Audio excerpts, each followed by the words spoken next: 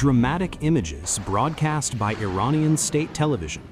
The footage shows what Tehran claims is the 18th wave of Operation True Promise 4, with the Islamic Revolutionary Guard Corps launching missiles and drones toward U.S. and Israeli targets across the region. Iranian media say the strikes began on Wednesday evening, describing them as direct retaliation. The video appears to capture the moment projectiles are fired into the night sky.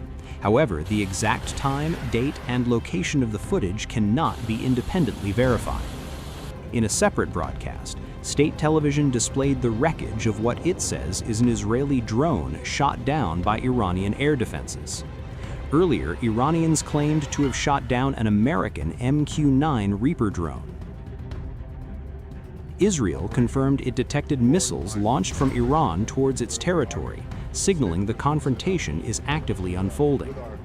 The escalation follows strikes that began over the weekend, United States and Israel raining fire on Iranian military and political targets and civilian sites.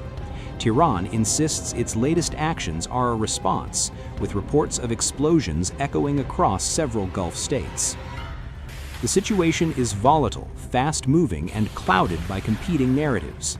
What is undeniable tonight is that the tempo of conflict is accelerating, with each side signaling it is prepared to go further.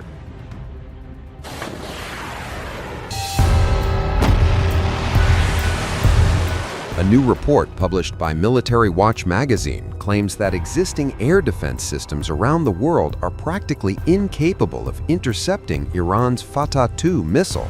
The report describes the Fatah-2 as a hypersonic glide vehicle that has now been used against Israeli targets for the first time during the ongoing Israeli-US war against Iran.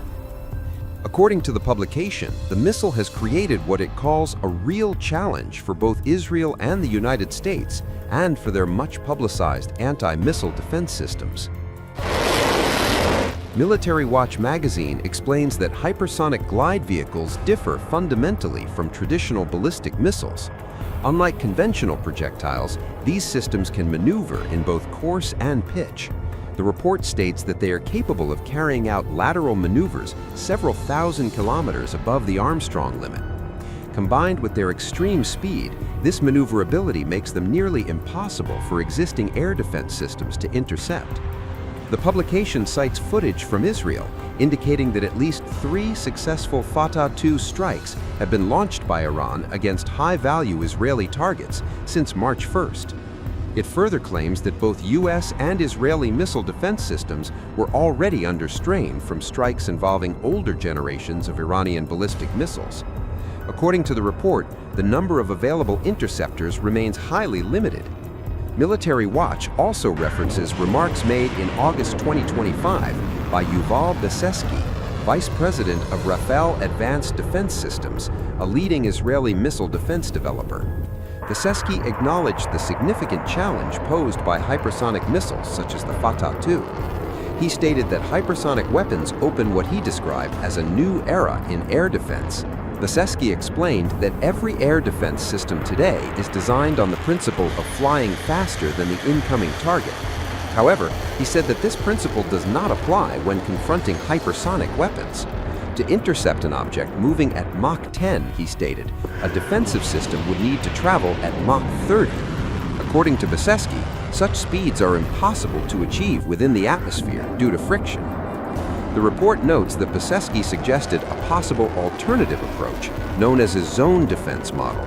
Under this concept, multiple interceptors would cover defined areas and engage threats as they approach, rather than relying on speed alone. However, Military Watch magazine states that Israel has yet to demonstrate the ability to implement such a system. The report adds that even fully financed, developing and deploying this type of defensive architecture would take several years. It also estimates that such an effort would likely cost tens of billions of dollars. In its conclusion, Military Watch magazine suggests that Iran's Fatah-2 arsenal is likely to continue penetrating Israeli defenses. The report states that based on current capabilities, the missile system may be able to bypass interception efforts with what it describes as impunity. As hypersonic glide vehicle technology advances, The publication frames the Fatah II as a significant development in modern warfare, one that challenges the core assumptions behind existing missile defense systems. The report underscores a shifting dynamic in aerial defense, where speed and maneuverability may outpace interception capabilities. For now, according to Military Watch magazine, the Fatah II represents a weapon system that current air defense networks are struggling to counter.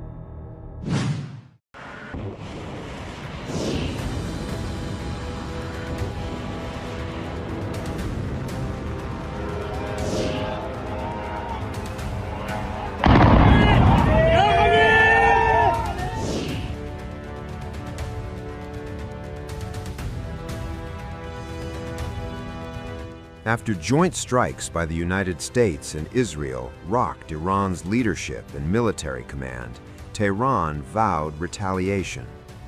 Iranian President Masoud Pezeshkian called revenge a duty and legitimate right. But how does Iran strike back? What weapons power its response, and how far can they reach?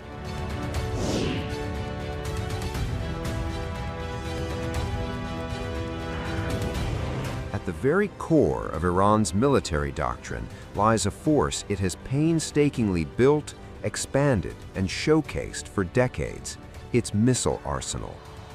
More than just a branch of its armed capabilities, the missile program is widely seen by defense analysts as the backbone of Iran's deterrence strategy, a vast, layered, and deeply entrenched network of short, medium, and long-range systems designed to project power far beyond its borders.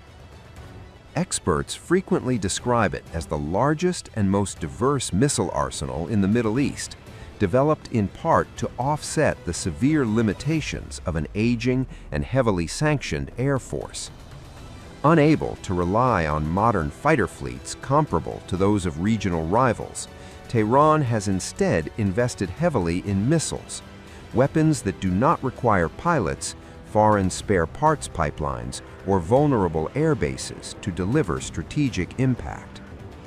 At the upper end of this arsenal are ballistic missiles capable of traveling between 2,000 and 2,500 kilometers. On a map, that arc of reach redraws the region's strategic geometry. Within that radius lie Israel, numerous U.S.-linked military installations across the Gulf, key shipping corridors, and major population centers throughout the Middle East. In strategic terms, few actors in the region can afford to ignore that envelope of range. Yet for all the rhetoric that often surrounds the program, there are limits.